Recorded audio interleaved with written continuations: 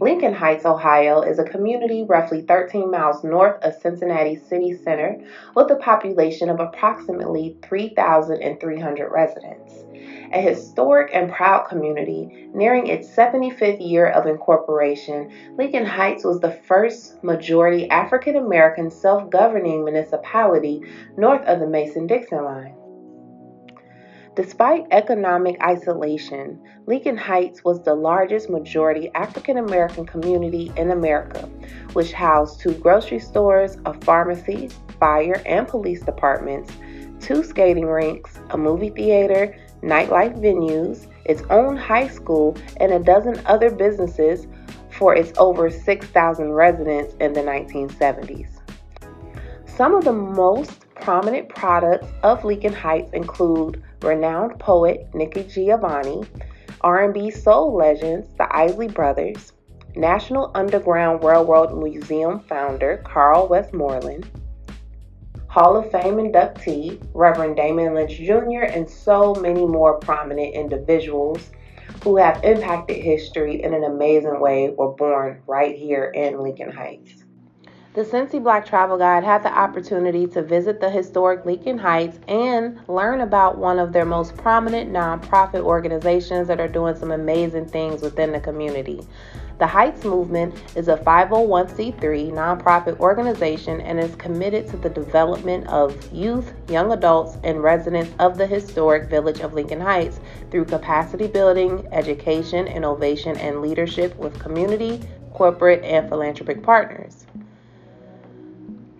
The Heights Movement has several amazing projects that are happening throughout the entire year that include their Innovation Center and the Jackson Street Farm. Our team had the opportunity to visit the farm and learn more about all the amazing things that the Heights Movement does for the Lincoln Heights community. My name is Deron Daniels. I'm the executive director and a co-founder of the Heights Movement.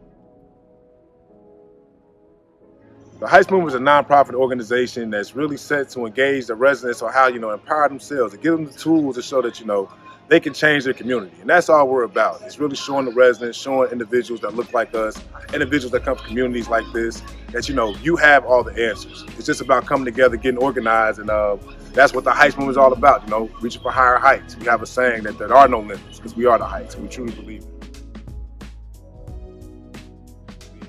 Absolutely. So I'm a fifth generation Daniels to come up and grow up in Lincoln Heights. Like I said, a fifth generation Daniels put my hands in the dirt. As you can see, we're at our urban farm here.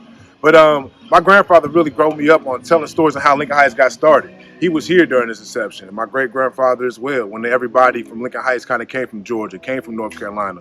They were here during those roots. So I didn't really grow up a lot of story tales of, the Little Red Riding Hood and Three Little Pigs. It was more so on, how the Mangdums, how the Lackeys, how the Hunters, how the Greens and how the Daniels is kind of all built this community together. And those are kind of the stories that really drive me. Really seeing black people really take their ownership, really see black people really create things, really see black people create stuff that nobody said they can do with all type of obstacles against them. It really motivates me, it really thrives me, and to kind of keep that legacy going, I'm just a part and proud to be a part of it.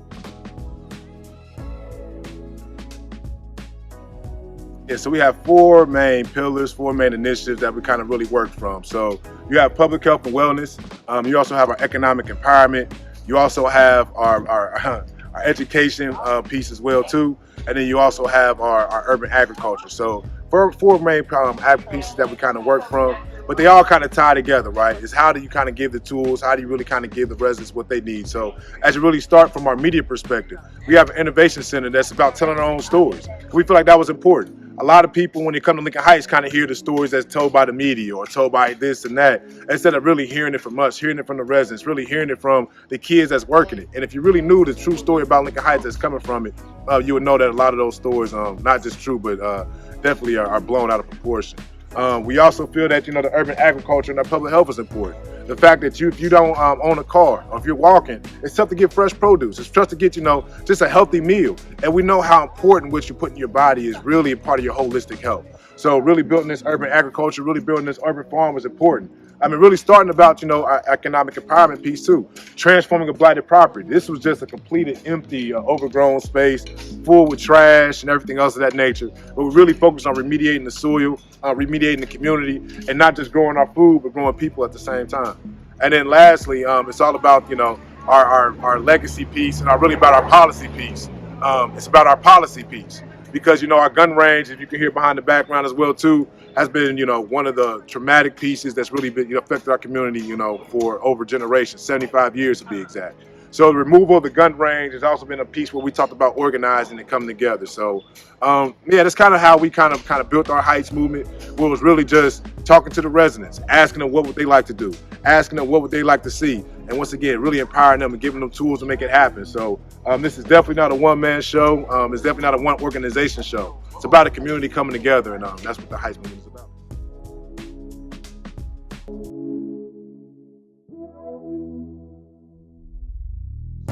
Talk about Music Fest Week. You can't really talk about it without really talking about, folks like the Isley Brothers, right?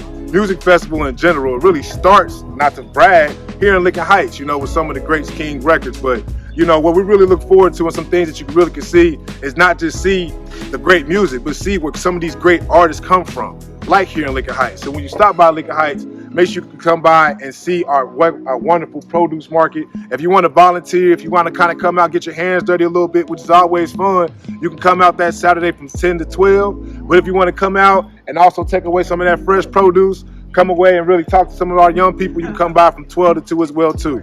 So that's at 1136 Jackson Street, right here in the heart of Lincoln Heights, 1136 Jackson Street. You can also check our website out at jacksonstreetfarms.com. That's jacksonstreetfarms.com. And yeah, Music Fest weekend, not just get a full feel of, the first African-American city, but also get a full feel of what it's doing now, of how it's rebuilding itself, and how it's using the young people to really carry this dream forward. So yeah, when you come to Music Festival, and I know everybody wants to see Snoop, I know everybody wants to see Al Green, I know everybody wants to see the great artists, but truly get a feel of black culture, truly get a feel of what black empowerment is right now. Make sure you stop through in the heart of Lincoln Heights. Check us out from 10 to 12 if you want to volunteer at 1136 Jackson Street. Or if you want to support these young people and come grab some fresh produce, stop by from 12 to 2 as well too.